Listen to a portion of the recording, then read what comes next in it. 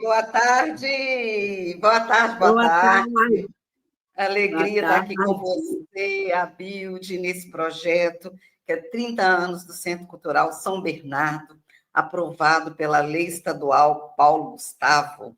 A gente está aqui com ela hoje, a Bilde Maria da Silva Carneiro, né, que foi uma peça fundamental durante esse processo de implementação e implantação do Centro Cultural São Bernardo, assim como também a Lagoa do Nado e os outros, né, equipamentos culturais da Fundação Municipal de Cultura. Seja muito bem-vinda, viu, Abilde? E eu já vou começar fazendo uma pergunta para você. Boa tarde. Olha lá. A história de pano de fundo do Centro Cultural São Bernardo é muito curiosa, pois o Centro Cultural teve 2 sedes, né? E ele esteve vinculado administrativamente ao Centro Cultural, que era Centro Cultural Interregional Lagoa do Nado, né? Quando você era gestora lá do Centro Cultural, né, Lagoa do Nado. A gente queria que você contextualizasse, como foi, óbvio, né, que você está sentindo-se à vontade aí para você fazer a sua apresentação. Mas essa vai ser a nossa primeira perguntinha para você, tá bom? Obrigada. Boa tarde a todos, é um prazer, e todas, é um prazer estar aqui com vocês, falando mais um pouquinho, né, sobre essa grande linha de política pública de descentralização da cultura na cidade de Belo Horizonte. Eu, particularmente, tenho muito prazer em falar sobre ela, por desde o início eu participar dessa discussão de descentralização administrativa da prefeitura. Antes da administração regional, trabalhei lá, e tudo começa ali, né? A gente estava iniciando as regionais, eu fiquei na Regional Norte durante 6 anos, e nesse período, por volta de entre 86 e 89, entra uma outra gestão, né? E nessa outra gestão entra uma secretária de cultura, que era muito interessante, que era a Berenice Meregali. Das primeiras coisas que a gente tinha que agilizar naquele momento era ampliar essa linha de descentralização, de prestação de serviços da Prefeitura de Belo Horizonte.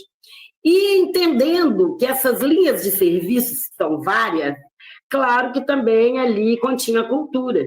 E a cultura, como sempre, toda a vida foi muito centralizada. Então, você trabalhar a descentralização cultural numa cidade tão ampla, diversa, né, e plural, com tantas dificuldades, não é uma coisa muito fácil. Então, precisa muito de vontade política, sim, e precisa muito, né, de pessoas das comunidades que interessam, que valorizem e que invistam efetivamente para participar dessa construção junto com o poder público. E foi isso que aconteceu, né? Ainda na regional, a gente já tinha sido criado a Lagoa do Nado, mas eu ainda estava na regional quando apareceu na administração regional um grupo de jovens procurando apoio para uma atividade que eles estariam fazendo em São Bernardo. E acho que, como a Lagoa do Nada ela era realmente uma irradiadora desse processo de discussão cultural, não só naquela localidade, não só naquela região, mas para a cidade, é óbvio que pessoas do bairro São Bernardo estão muito próximas do Planalto, é muito próximo do Planalto. Então, foi muito interessante que lá no São Bernardo veio parte de pessoas, parte de pessoas que também participavam do movimento da Lagoa do Nada, começaram também a fomentar internamente dentro do São Bernardo. Que era o caso do Fritas, da Cacilda. Nossa, tinha tanta gente naquela época, tinha um pessoal do ISE, Erisvaldo, do Instituto Santo Inácio. Tinha uma série de agentes ali que estavam assim, pulsantes mesmo para pegar no chifre ali no São Bernardo para o desenvolvimento cultural daquele local. Participavam do movimento da Lagoa, iam nas ações de mobilização da Lagoa, Pró-Lagoa, já tinha sido criado a Lagoa do Nada, quando eles aparecem na regional pedindo um apoio para desenvolver uma gincana cultural do bairro São Bernardo. Inicialmente com viés bem próximo, bem mais, vamos dizer assim, mais voltado para o meio ambiente, plantios de árvores, coisas mais, mas também com muitas ações na linha de memória daquele lugar que era do São Bernardo. Então, eu me lembro que, como eu fui uma das juradas como funcionária da regional, eu fui jurada nessa gincana. E foi muito interessante que eles pegaram assim, a pessoa mais antiga do bairro, a primeira escola, a primeira diretora, buscando todas essas informações básicas de início de formação do bairro São Bernardo. E como, diga-se de passagem, é um bairro peculiar, porque assim, o bairro São Bernardo ele foi criado, hoje ele é todo, se não me engano, foi um dos primeiros bairros a serem, como é que diz isso, regularizado na cidade, né? Foi dos primeiros, na década ainda não, aí já foi na década de 90 que ele foi, olha para você ver que interessante, na década de 90 que ele foi, me parece que regularizado, que ele foi tipo um assentamento, na verdade. Não era um assentamento, que eram ocupações, né? Que na época foi um prefeito da década de 60 que liberou o terreno lá e algumas casas foram construídas. Então, era um loteamento irregular. E foi regularizado mais ou menos por volta dessa época. Então, eles pegaram tarefas que buscassem essa história. Então, nossa, foi muito lindo. E nisso também, eles tinham tarefas de identificar artistas do bairro, contadores de histórias do bairro, olha, você vê, já fazendo um mapeamento final, já fazendo um mapeamento cultural da região do território. O que é que... Na verdade, era assim, olha, vamos conhecer onde nós estamos, né? O que nós temos aqui, né? Para a gente avançar nessa discussão aí, essa tal descentralização, né? De cultura. E aquilo chamou muita atenção para a gente. E tínhamos lá, que me acompanhava, que era o Guilardo Veloso, que uma das como é que eu vou dizer? Uma das diretrizes da Berenice, na época com a sua equipe de trabalho, era que efetivamente tivessem representantes físicos da Secretaria de Cultura nas várias regiões. Então, ela tinha assessores, um grupo de assessores, que iam a cada regional dessa para estabelecer essa interrupção com aquele órgão descentralizado administrativo que era regional. E na nossa lá era o Guilardo.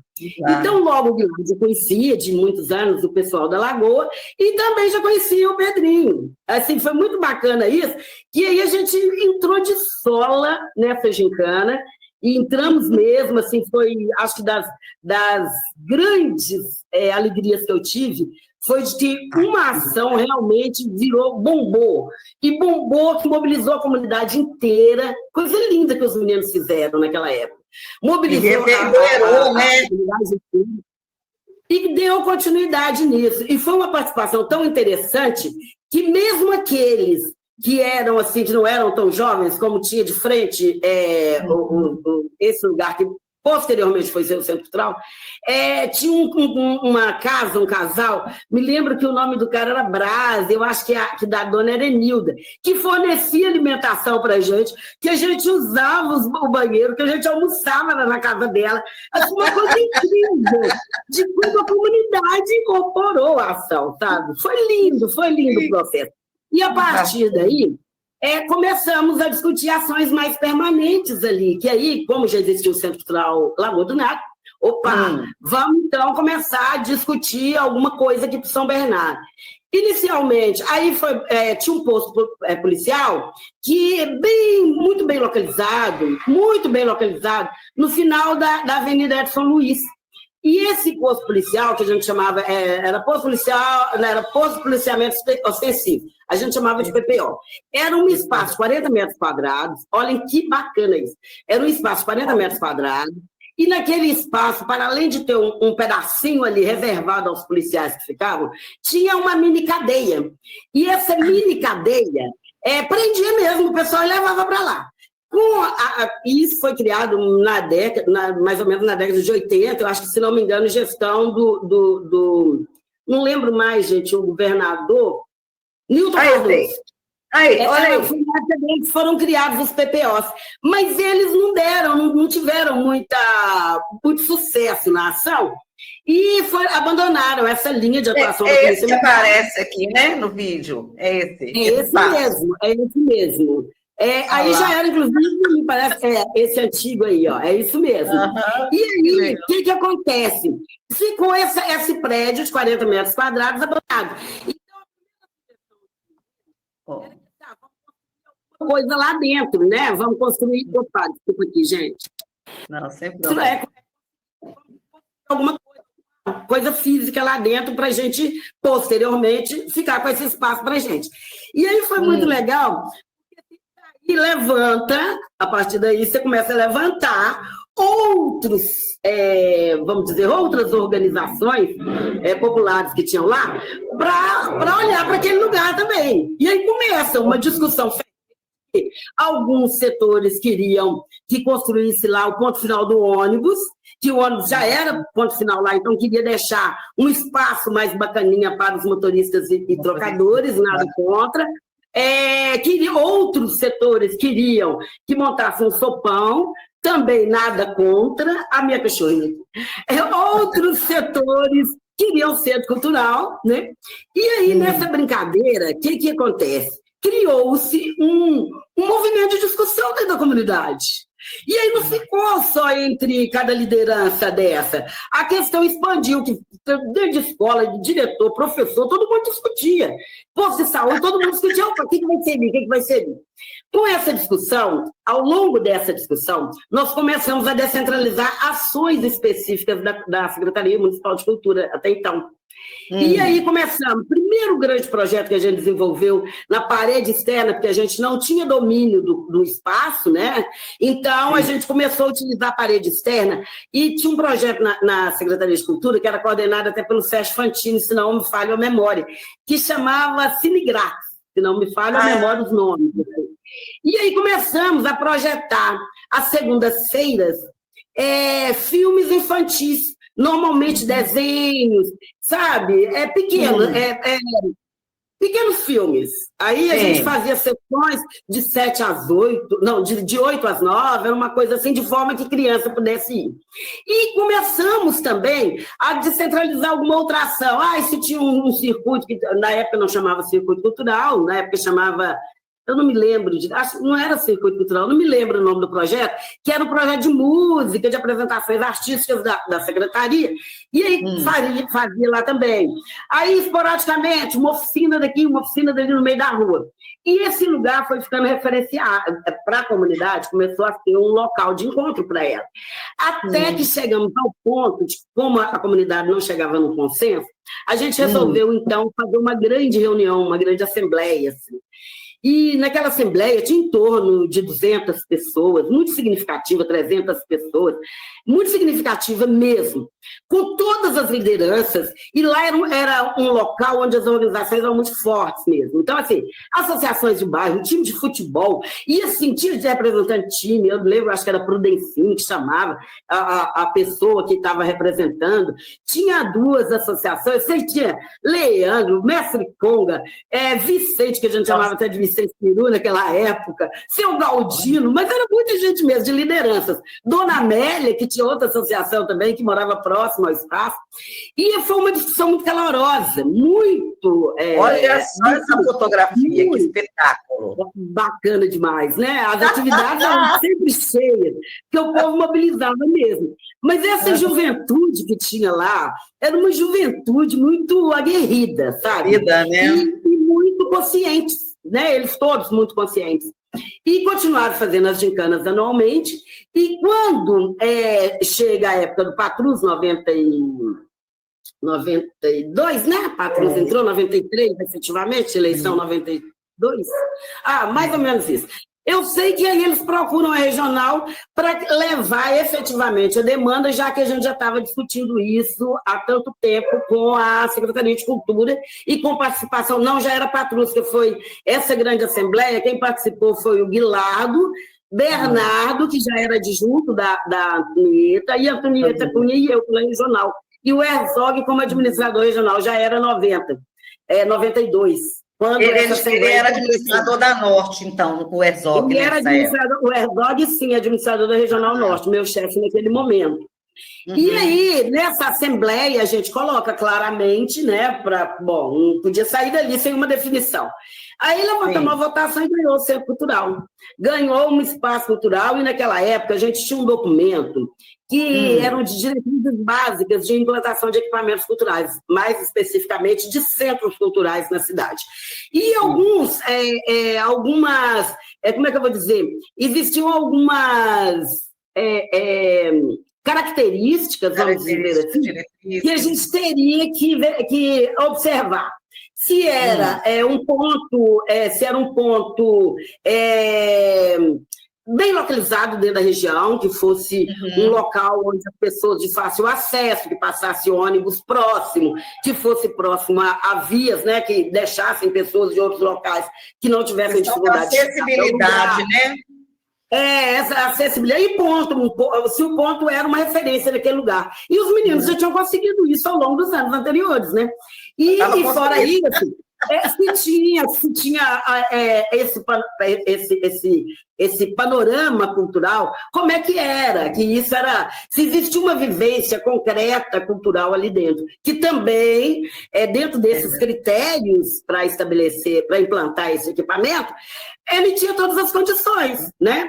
Estavam com todas as condições. E aí foi onde a mobilização, querida da comunidade, parará, e aí todas as condições. Essa assembleia ocorreu e foi aprovada, aí não tínhamos verba, porque até então a cultura não trabalhava muito com orçamentos participativos. E não tinha verba, né? Como sempre, verba da cultura dentro do bolo público, ela sempre é menor mesmo, não adianta. E naquele momento foi muito difícil da gente conseguir chegar num consenso, ou numa possibilidade de implantar alguma coisa ali.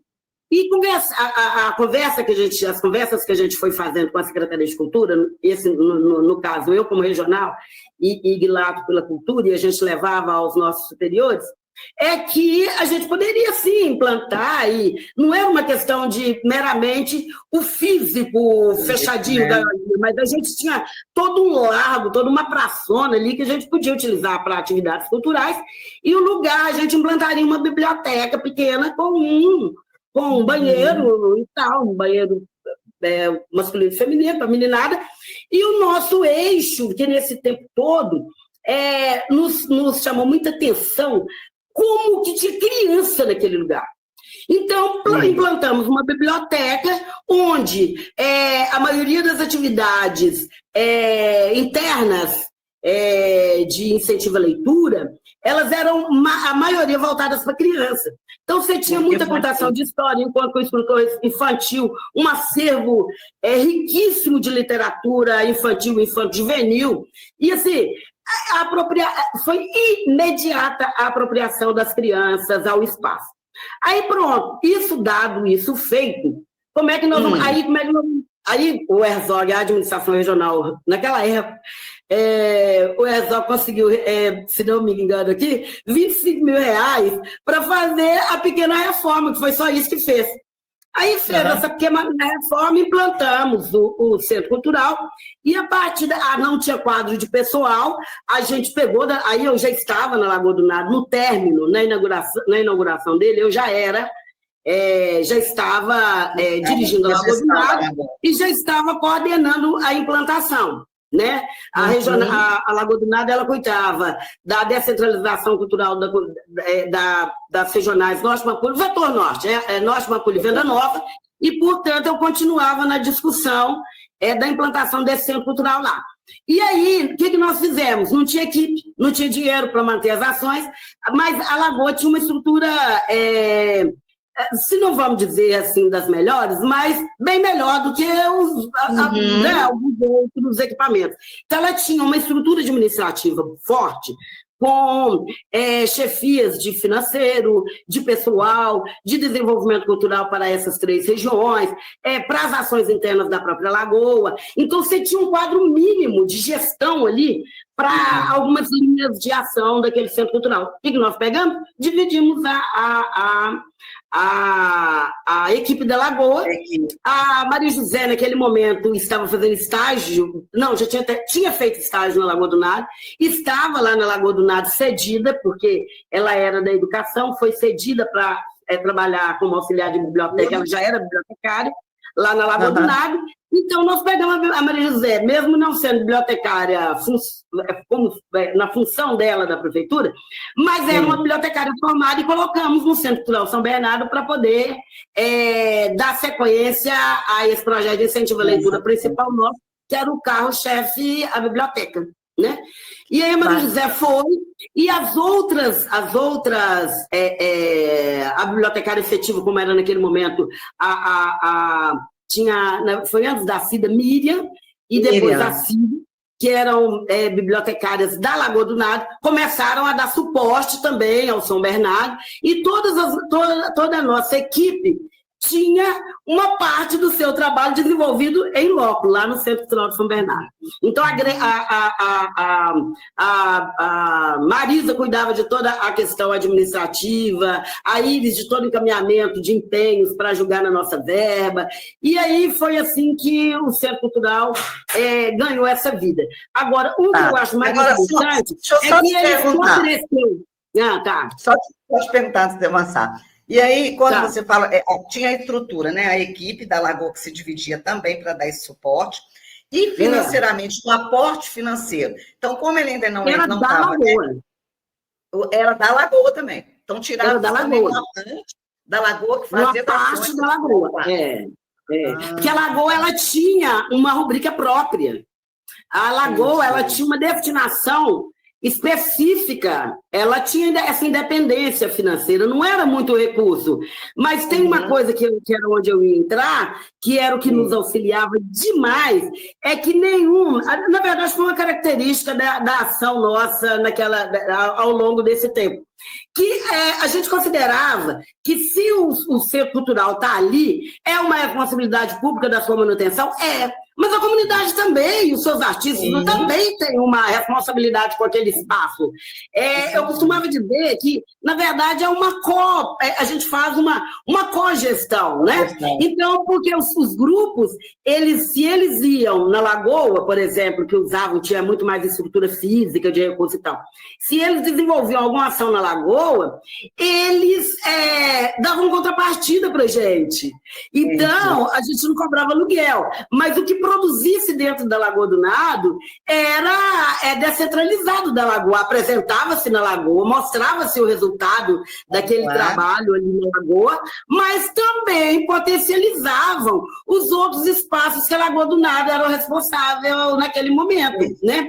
Então, se você tinha um grupo de teatro que estava ensaiando, formando uma peça para lá na Lagoa, ele daria para a gente duas contrapartidas pelo uso daquele espaço e tal. Uma daquelas apresentações ia para São Bernardo.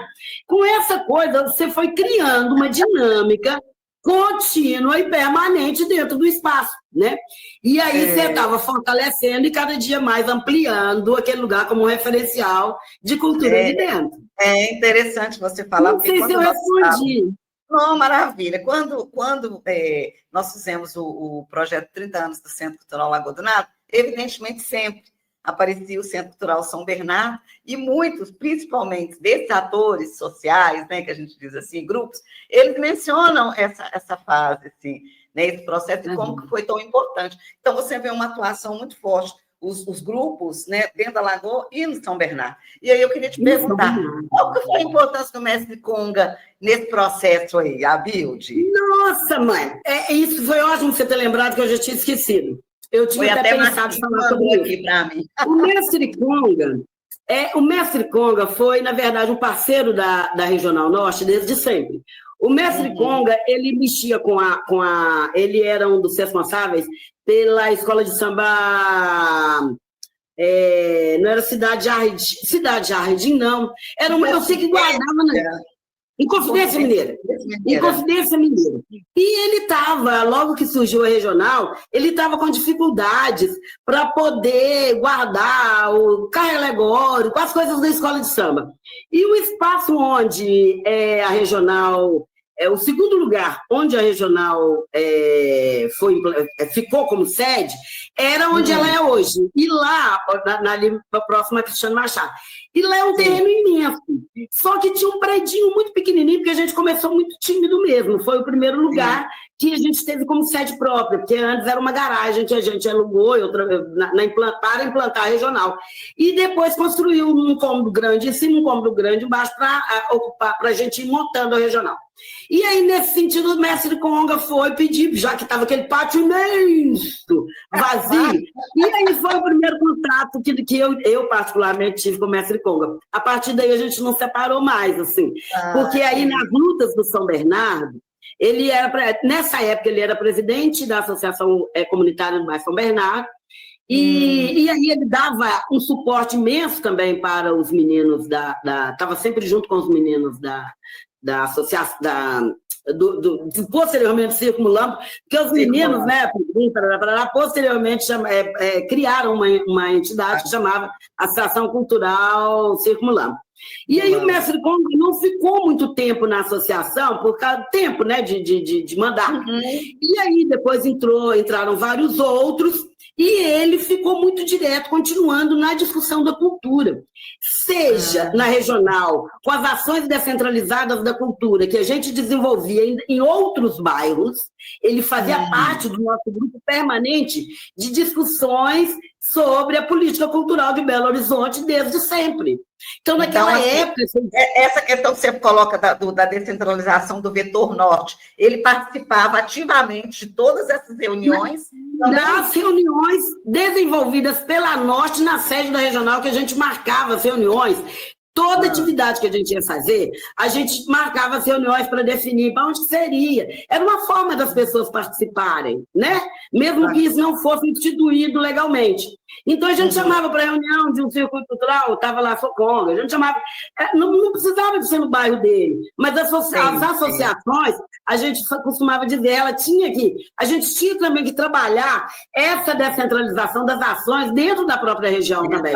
Então, era importante que os outros, que todos os líderes, todas as lideranças comunitárias participassem do processo para coletivamente definirem onde seriam as próximas ações.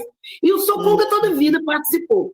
Quando a gente começa a amadurecer essa coisa do Centro Cultural São Bernardo, essa linha Centro Cultural São Bernardo, ele é óbvio que ele imediatamente é um dos primeiros interlocutores, óbvio, né? E nessa assembleia, que eu esqueci de contar isso, que para mim é um fato assim, fantástico, que eu nunca mais esqueço na minha vida, que no meio daquele tumulto, muita gente, e a gente quase nem conseguia falar. As pessoas estavam muito exaltadas, mas muito exaltadas de fato.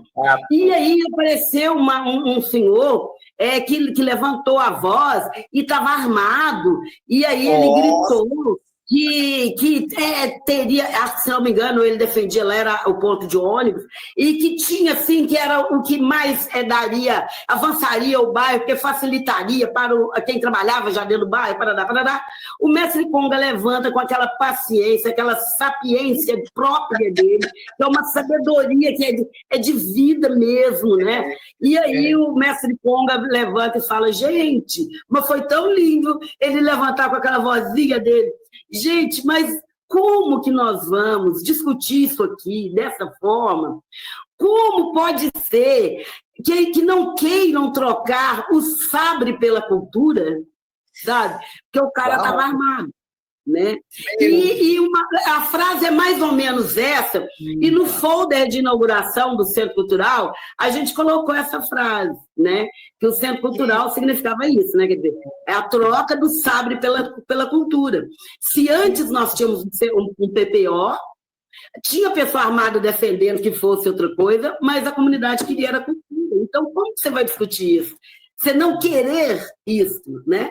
E aí a gente colocou isso no folder na época. E aí, Abilde, depois desse processo todo que você fala, o Centro Cultural ele vai para um outro espaço, né? Uma outra sede, na perspectiva do orçamento participativo, foi isso? Sim, sim. Aí essa linha. Mestre Conga! Olha lá, que coisa linda! Olha que fofura, gente! Ai, saudade! Saudade, Mestre Conga.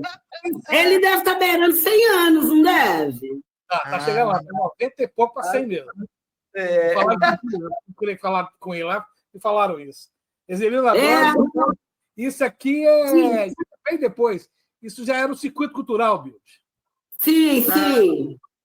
Sim. Circuito cultural de São Bernardo, né? Aí, Abilde, então, essa pungência que teve com relação aos movimentos, aos grupos, circulamos, os movimentos, associação, aí já estava aquele processo que eu acho maravilhoso na política na política pública de Belo Horizonte, que é a questão da participação popular, do orçamento participativo. Né? Sempre a gente lá nas reuniões, né?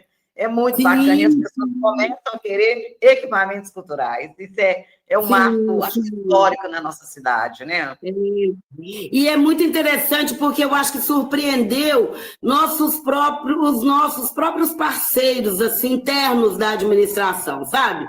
Porque a cultura, para ela conseguir mobilizar pessoas para uma área que até então, né, era tão instrumentalizada como produtos de perfumaria, né, como sendo um bem que não fosse para todos, né, e que fosse uma maquiagem para alguma coisa, e ela se transformar num bem de primeira necessidade, para não interessava em que cidadão, onde esse cidadão estava, foi uma coisa assim. Eu acho que foi uma mudança radical de valores internos dentro de toda uma sociedade belo-horizontina. Uma quebra de paradigmas, né? A quebra de paradigma. E eu acho muito que essas ações que a Secretaria de Cultura, no primeiro momento, né, desde a época da Berenice, começou a desenvolver dessas ações descentralizadas, foi o grande pulo do gato, que elas só foram ampliando só foram aumentando o seu raio de intervenção dentro das várias comunidades que existem na cidade e com as várias cidades que existem dentro de Belo Horizonte. Então, você estava na Serra, ao mesmo tempo você estava no Barreiro, ao mesmo tempo você estava em Venda Nova, ao mesmo tempo você estava no Vila Espósito. Então, ao mesmo tempo no Alto da Cruz. Então, essa ramificação do trabalho cultural, dessa política descentralizada de cultura naquele momento, eu acho que foi consolidando e despertando nas pessoas o desejo, o interesse e a importância da cultura como bem que tem que fazer parte no seu cotidiano de vida. Para ela desenvolver, ela precisa valorizar seu patrimônio, ela precisa difundir tudo aquilo que ela sabe fazer, desenvolver o seu potencial, porque todos nós temos potencial para desenvolver o que for na área da cultura, né? Seja arte, seja memória e patrimônio, seja as tradições. Então, assim, não tem como você pensar que um dia isso não aconteceria. A gente só não achava que ia ser com tão pouco tempo de orçamento participativo. Quer dizer, se não me engano, foi a partir do 3º ano de orçamento participativo que o primeiro centro cultural a ser implantado foi o Alto Veracruz, que naquele momento foi simbólico, mas extremamente representativo, o valor que foi aprovado no orçamento participativo dentro do Alto Veracruz, acredite quem quiser. Foi o primeiro centro cultural implantado com verba do orçamento participativo, aprovado, né? Porque implantado, na verdade, acabou saindo vários outros junto com ele, porque como o orçamento participativo ele era anual, então, era anual, não é de 2 em 2 anos, né? Que, se não me engano, que era o orçamento participativo. Eu já esqueci, acho que era de 2 em 2. E aí, outras comunidades começaram a demandar também. E engraçado que, como essas comunidades estavam vivendo produções culturais, desenvolvimento de pesquisas na área de memória, dentro de várias, como foi o caso do Culturarte de Venda Nova, com a história de Venda Nova, o caso do Barreiro, né? Então, assim, outras comunidades começaram a realmente demandar isso no orçamento participativo. E o Centro Cultural São Bernardo foi também dos primeiros, porque, além dele já existir nessa área física de 40 metros quadrados e fazendo o que ele estava fazendo, ele estava sendo uma vitrine para outras comunidades da Norte. Haja vista que na Norte, depois dele, quer dizer, nós ainda tivemos o Vila Expósito, né? Que foi outro centro cultural também. Aliás, todos os demais foram via participativo. Na verdade, é isso. Todos os demais. Venda Nova, Guanabara, não é isso? Jorge Guanabara, tudo orçamento participativo, né? Então, assim, foi muito interessante. Eu acho que São Bernardo foi o segundo a ser implantado nessa ampliação. Não, o segundo não, foi o terceiro, ele já foi o terceiro. Nessa política de orçamento participativo. E era engraçado, porque a metodologia do orçamento participativo ela era muito interessante, porque os bairros que compunham aquela região tinham que ter a mesma prioridade. Então, por exemplo, vai implantar um Central São Bernardo, no bairro São Bernardo, mas a comunidade de lá do Mariquinhas, a comunidade de Jardim Guanabara, a comunidade de Maia, tem que também tá junto nessa proposta para conseguir aprovar. Com essa ideia, né? E tinha que votar a favor, então tinha que compartilhar dessa ideia. Então era muito legal, porque a gente viu aquela coisa do convencimento, articular para ser aprovado. Olha que lindo isso, né? Aí as comunidades tinham que articular, olha, eu passo tal obra que é prioridade para nós, outro, passo tal obra, vamos juntar aqui e fazer um pool aqui para a gente, um pool de aprovações. Então, eles elencavam as prioridades da região e chegavam lá e batiam nela e acabou sendo assim, Centro Cultural São Bernardo. Mas aí, já com toda uma proposta totalmente diferente, porque ela já dava conta, a estrutura física. A gente tinha também um projeto arquitetônico com um formato mais ou menos único, claro, que a gente respeitava cada dimensão. Por exemplo, São Bernardo, como tinha esse negócio de filme, lá tinha até, que de antes que a gente já apresentava, já exibia, lá, então, o povo lá sempre a gente levava filme. Tinha um projeto que a gente tinha desse grande, que era com o Belas Artes, que era a Dia Assunção, a esposa dele e tal, que a gente, Tâmara, que chamava, que a gente também levava, aí sim, já filmes adultos, com estrutura montadaça, inclusive na inauguração do Centro Cultural. Depois das exibições. Aí ele teve, por exemplo, no projeto arquitetônico, ele tinha que abraçar uma linha dessa de audiovisual, né? Então, ele foi criado até uma sala de projeção, quer dizer, hoje isso ficou obsoleto, né? Porque com as facilidades de produzir, né, do audiovisual, mas o projeto, ele tinha algumas características próprias da comunidade. Para atender a especificidade daquela comunidade. Mas tinha um corpo que era único. Por exemplo, biblioteca tinha que ter, sala de oficinas tinha que ter, um auditório para as grandes apresentações, por exemplo, tinha que ter. Entendeu? Bill, nós vamos caminhar para o final aqui, que assim, a gente fez vamos lá. Você foi, como sempre, maravilhosa e respondeu até além que a gente precisava.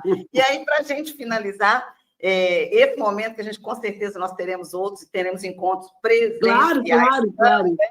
A gente queria saber qual que você deixaria, qual que seria a mensagem que a Abilde Maria da Silva Carneiro, né, essa figura tão potente e importante dentro da política pública da cidade de Belo Horizonte, Minas Gerais e do Brasil, tá? Qual que seria a mensagem que você deixaria para os futuros servidores, os atuais, os futuros servidores e colaboradores do Centro Cultural São Bernardo, na contemporaneidade, na atualidade? Qual que seria a sua mensagem para eles? Eu ainda sou, Grace, muito uma pessoa que acredita muito ainda no encontro, na troca, no contato. Então, eu acho que os centros culturais, não falo só de São Bernardo, mas o Centro Cultural São Bernardo e os demais, eu acho que eles têm que voltar com essa dimensão de uma participação mais efetiva da comunidade nos seus espaços e nos seus planejamentos, sabe? Eu acho que você só é gloriosa na sua política pública e se você tem a participação popular. E eu não consigo ver isso hoje de uma forma mais contundente, sabe? Eu esperava que avançasse nesse processo de participação, de incorporação dessas pessoas dentro do espaço, porque o espaço, se ele não for apropriado por elas, ele não tem sentido de existir, sabe? Exatamente. Eu acho que... E não adianta, outra coisa também que eu acho que a gente tem que respeitar muito é a dinâmica interna de cada comunidade dessas, sabe? Sim. Eu acho que ela tem que ser ouvida, ela tem que ter uma instância para ser ouvida, um lugar onde ela possa falar, um lugar onde ela possa ter ressonância de fala, sabe? Na sua fala, sabe? E uma outra coisa que eu espero também nos centros culturais é que além desse respeito a essa participação, que respeite a diversidade total que existe ali dentro mesmo, tanto artística, como na sua forma como na sua memória e no seu patrimônio. Eu vou dar só uma coisa aqui rapidinho. Por exemplo, lá dentro tem a Priscila Freire, que eu fiquei sabendo agora que eu fui, uma fala que eu fiz lá no Urucuia, que a Priscila, ela doou o acervo dela para a UENG, né? Mas a Priscila é viva, a Priscila é moradora ainda de São Bernardo. O sonho da Priscila Freire é uma pessoa que faz parte daquilo, né? Porque eles eram donos de toda aquela área ali. E o sonho dela era de que aquilo ficasse no município de Belo Horizonte. Olha que coisa linda você ter uma pessoa que mora ali, que é a casa, e ela falava muito da vontade dela de estender o terreiro da casa dela até o Centro Cultural, sabe? Ela falava muito sobre isso. Então, assim, eu acho que pegar essas pessoas que ainda estão vivas, né? Opa, caiu aqui. Que estão vivas e que ainda tem... Ai, meu Deus, eu estou tocando aqui, eu não sei como é que eu apago. Não, tá, mas é que... Não, você está aqui, pode tirar o dedinho. Vilde, probleminha técnico, acontece, né? E essa entrevista tão deliciosa, tão rica, né? É uma memória que muitas vezes se a gente procurar nos documentos, na parte, né, no nosso acervo, muitas vezes a gente não vai encontrar com tanto detalhe, né? Com tanta emoção, com tanta afetividade como a gente está sentindo nessas e nas outras entrevistas, né? Estou falando aqui que essa memória sua ela é fundamental, porque por mais que nós pesquisemos, né, seja nos arquivos, enfim, a gente não vai ter essa memória dessa oralidade com afetividade, com todo esse conhecimento de tudo que você passou e viveu dentro dessas instâncias públicas, né? E ver essa política sendo construída e consolidada, né? Então, assim, é fundamental, por isso que a gente acha que esses projetos, eles são fundamentais até para a gente retomar essas falas, acessar essas pessoas que estão lá, esses que chegaram, que não conhecem, conhecerem essas pessoas, né? Conhecer o que veio antes. Né, desses espaços. Pois é, aí você estava falando, o que eu penso é isso, eu acho que é retomar essa interlocução com esses atores que estão lá, sabe? Eu acho que as pessoas sentirem que o espaço é delas, né? Então, elas têm direito de participar, não só como espectadores do que lá se apresenta, mas efetivamente como parceiros, né? Numa gestão de lá.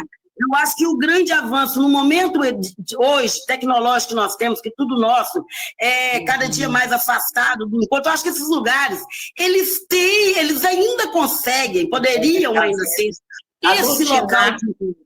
de aglutinar ainda pessoas, sabe? Eu acho que ainda poderiam, mesmo com essa loucura toda que a gente vive, né? Ô, Abilde, só te agradecer, minha querida, viu? Desejar tudo bom para você, para sua família, para o seu netinho que chegou, viu? Tudo de bom. Obrigada. Muito obrigada por fazer parte de tantas histórias. Não é uma, são várias, são múltiplas. Obrigada. Tá bom? Agradecer imensamente pela sua disponibilidade por estar aqui conosco hoje, viu? Muito obrigada mesmo. Mas sempre. Eu é que fico assim, extremamente orgulhosa de ver vocês com esse projeto, que é um projeto fundamental para a memória desses equipamentos. Acho que, já falei isso com o Marquinhos, já coloquei isso com o Marquinhos, acho que talvez das coisas que eu tenho visto do ponto de vista da cultura, das mais belas, essa que vocês estão fazendo, que efetivamente é um registro do que dessa história cultural dessa cidade, sabe? Eu acho que é um projeto de memória belíssimo que vocês estão fazendo e acho que merece, eu particularmente fico muito orgulhosa, porque merece todos os parabéns possíveis, sabe? Em ação de vocês. Mas vocês estão de parabéns mesmo. Viu? Muito obrigada. Como diz Marco Lobo, ouvir da madrinha nos honra muito. Um beijo, querida. Até breve. Beijo. Tchau. Obrigada. Obrigado, eu.